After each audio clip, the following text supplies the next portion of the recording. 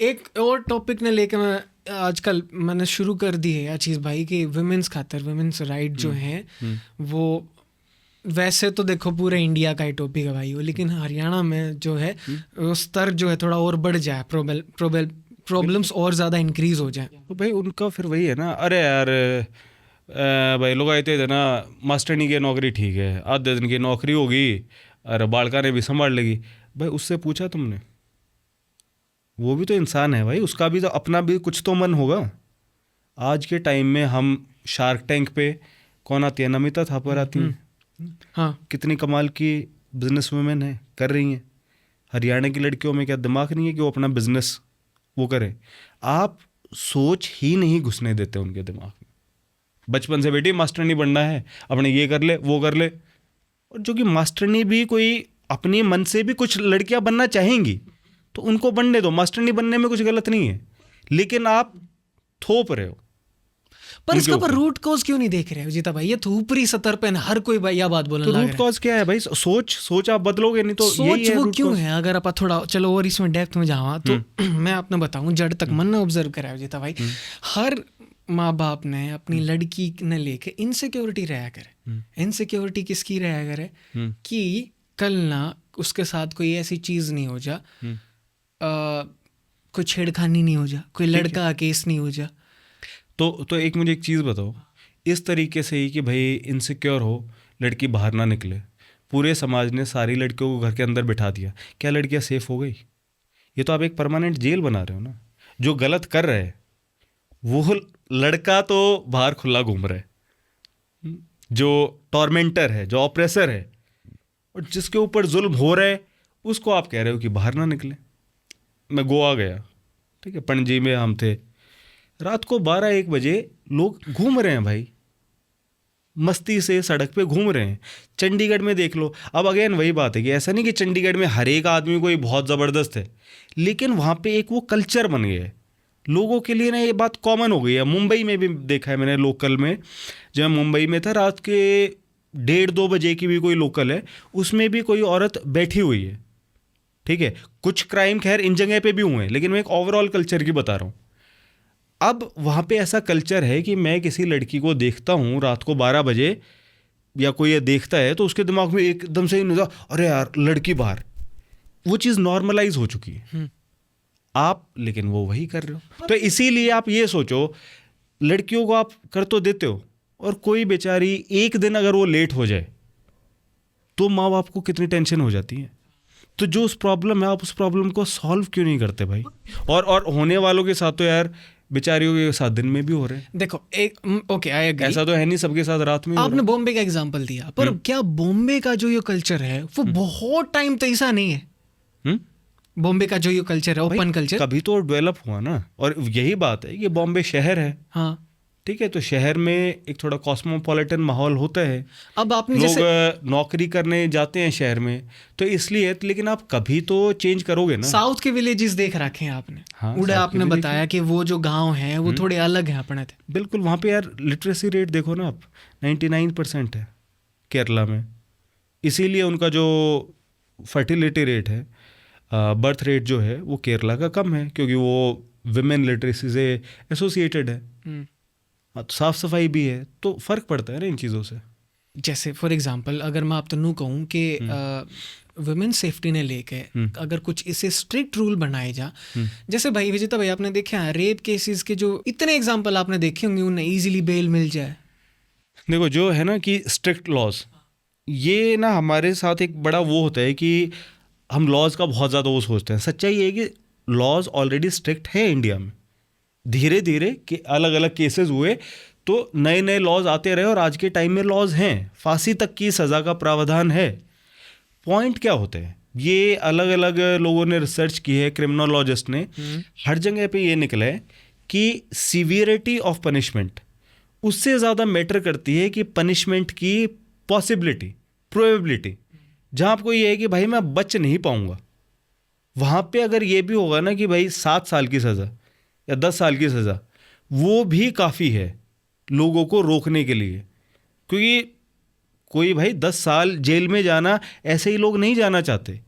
उनके दिमाग में क्या है, उनके दिमाग में है कि यार मैं नहीं पकड़ा जाऊंगा, और ऐसे केसेस हम देखते हैं। अब कई लोग तो ये कह रहे हैं कि भाई रेप के केस झूठे हैं क्योंकि कन्विक्शन रेट कम है। अब लोगों का देखो उल्टा दिमाग देखो, अरे भाई तुमने मर्डर के केसेस का कभी कन्विक्शन रेट देखा है? अब मर्डर का केस तो झूठा नहीं हो सकता। मर्डर अगर है केस तो भाई कोई आदमी मरा है ना, इसमें तो झूठ नहीं हो सकता। तो मर्डर केसेस का भी कन्विक्शन रेट इतना कम है। इतना ये जो यार साक्षी मलिक और ये जो रेसलर्स बैठे थे उस पे, उनके साथ यार national level wrestler, international wrestler, लोग कहते हैं हमारा नाम रोशन कर दिया।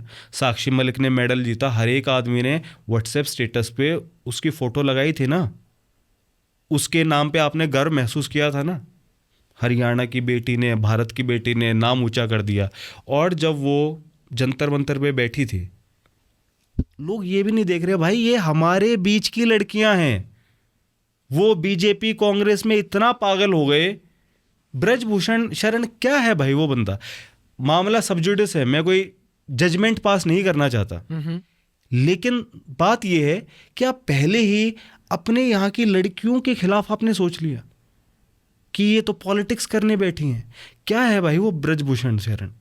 वो खुद लाइव इंटरव्यू पे एक मर्डर की तो उसने बात इंटरव्यू में बोल रखी है कि हाँ आज तक एक मर्डर मेरे से हुआ है। जो बंदा ये चीज़ सामने कैमरा पे बोल रहे, तो उस गुंडे को आपको ये लग रहा है कि नहीं नहीं नहीं नहीं ये ठीक होगा, हमारे यहाँ की जो लड़कियां हैं वो गलत होंगी। क्यों? क्योंकि आपका जो दिमाग है वो बीजेपी हिंदू पॉलिटिक्स खेलती है, उस टाइम पे आप हिंदू हो जाते हो कि हाँ जी मैं हिंदू, बीजेपी हिंदू पार्टी, तो बस कोई भी बीजेपी के खिलाफ बोलेगा तो वो मेरे लिए हिंदू विरोधी, देश विरोधी। यहीं की लड़कियां वो कर रही हैं तो उनको आप कह रहे हो कि ये पॉलिटिक्स कर रही हैं, झूठ बोल रही हैं। ये हालत है। तो कैसे लड़कियां बाहर निकलेंगी भाई? आप सोचो ना, एक रेसलिंग जैसा गेम है यार, जिसे एक आदमियों का ही गेम माना जाता था, और ये लड़कियां आई उसमें, कोई पहले से प्रायर इंस्पिरेशन नहीं था। ये कितनी खतरनाक बात है यार, कितनी कमाल की बात है। ओलंपिक का मेडल लाना, विनेश फोगाट ने कितने इन्होंने मेडल जीते, पर अब कोई पेरेंट्स अपनी लड़की को भेजना चाहेगा क्या रेसलिंग में? क्या उसको डर नहीं लगेगा? तो फिर तो आप यूं घेर घोट के कितना कर लोगे? लॉ तो काम जब आता है, कानून तो तब काम आता है जब क्राइम हो जाए।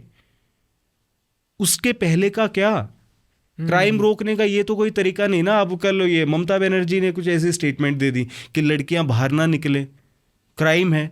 अरे भाई तुम मुख्यमंत्री हो, तुम्हारा काम ये होना चाहिए कि इस स्टेट की कोई भी मेरी बेटी है, ये तुम्हारा देश है, ये तुम्हारा राज्य है, खुला घूमो, मैं देखूंगी, मेरी पुलिस देखेगी, किसी की क्या मजाल कोई हाथ लगा दे।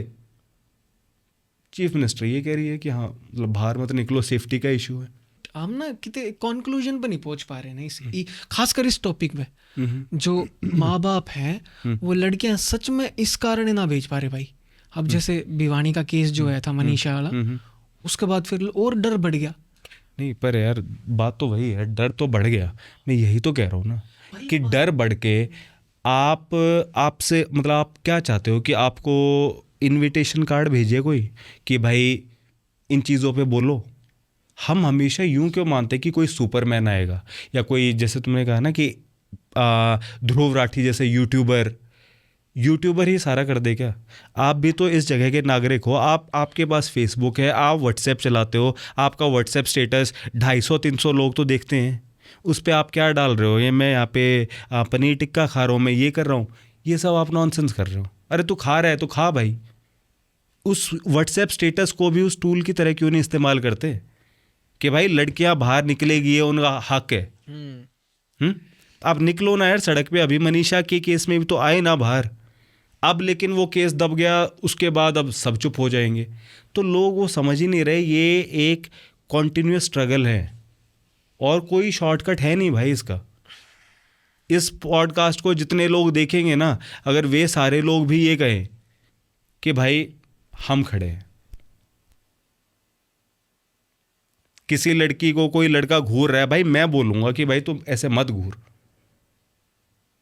और क्या शॉर्टकट हो सकता है यार बताओ? क्या कंक्लूजन हो सकते हैं? मतलब फैमिली में एक लड़की है उन कन्विंस करने की कोशिश करी है कि भाई वो अलाउ ना करते हैं उस लड़की ने जॉब खातर या स्टडीज़ खातर, और आपने उन तक कही हो और वो मान गए हो या नहीं मानने हो? मतलब मेरी बहन है चाचा की लड़की, तो उसका वही था, वो पढ़ाई में बहुत बढ़िया, तो उसको ये था कि जो भी है छोड़ छोड़ जेबीटी कर ले हो जाएगा। अब वो बेचारी, वो भी उसका मुझे पता था कि उसका मन है इंग्लिश ऑनर्स करने का। अब लेकिन चारों तरफ से लोग ये कह रहे हैं कि ना ना ना फिर क्यों है, ब्याह भी होना है, अरे इंग्लिश ऑनर्स करके क्या होगा, 2 साल की जेबीटी है, फटाक तो मास्टरनी लग जाएगी।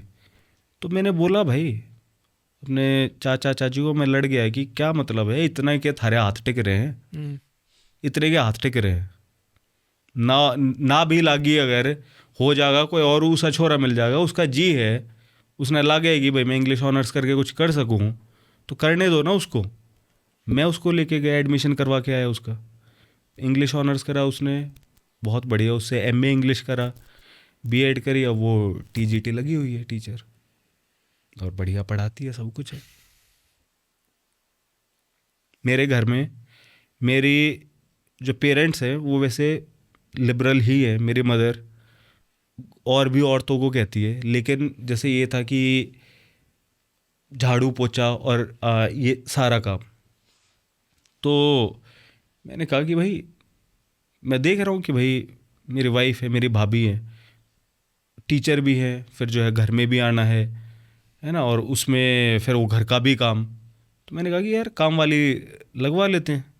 मेरी मम्मी ने कहा कि अच्छा, मैंने पूरी ज़िंदगी होगी करते हुए, तो मैंने समझाया कि मम्मी आप मतलब होम मेकर थी, अब जॉब नहीं कर रही थी, ठीक है, हम लोगों का छोटा परिवार था, अब हम जॉइंट फैमिली में रह रहे हैं, तो ज़्यादा काम है, वो स्कूल भी जा रही है, वो कैसे होगा, है ना। तो उसके लिए लगी पहले झाड़ू पोछे के लिए, फिर बर्तनों का था, उसके लिए तो मेरी मदर को थोड़ा और ज़्यादा ये था कि बर्तन ना काम वाली मान जाएगी, अच्छा ना, मगर आप क्या मतलब कि क्या उसके हाथ में, आप तो जाति वगैरह मानते भी नहीं, तो आपके क्यों दिमाग में आ रहा है, क्या हो गया, बर्तन मांज रही है, क्या हो गया, हम बाहर नहीं खाते क्या, कि ना चल मैं मांज लूँगी, फिर उन्होंने ये कहा, मगर ना फिर मैं मांजूँगा, फिर मैं अपना फिर काम वाम छोड़ के फिर मैं ये कर लेता हूँ, तो फिर वो भी किया, तो है भाई। और मतलब कोई वो नहीं, मैंने समझाया, समझ गई मेरी मदर, तो मतलब काफ़ी प्रोग्रेसिव ही हैं, ठीक है, काफ़ी लिबरल हैं, कोई उनसे बात होती है हो जाती है।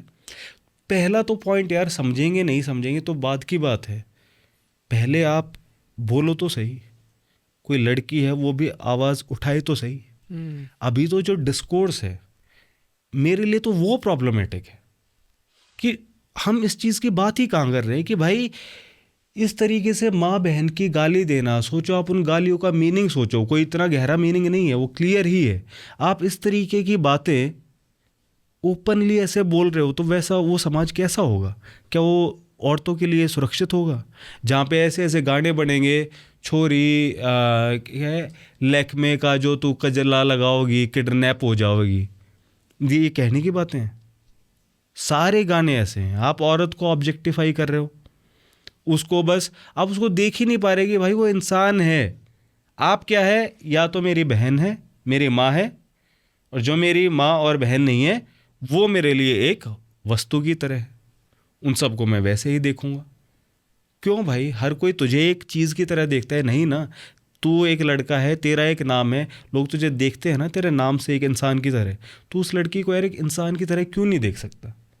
हर एक लड़की को हमेशा इतना कॉन्शियस क्यों रहना पड़े कि मतलब मुझे देख रहे हैं, और वो इस तरीके से क्यों रहे, कह रहे हैं लज्जा स्त्री का गहना है, भाई 1-2 गहने तू पहन ले डिसेंसी के,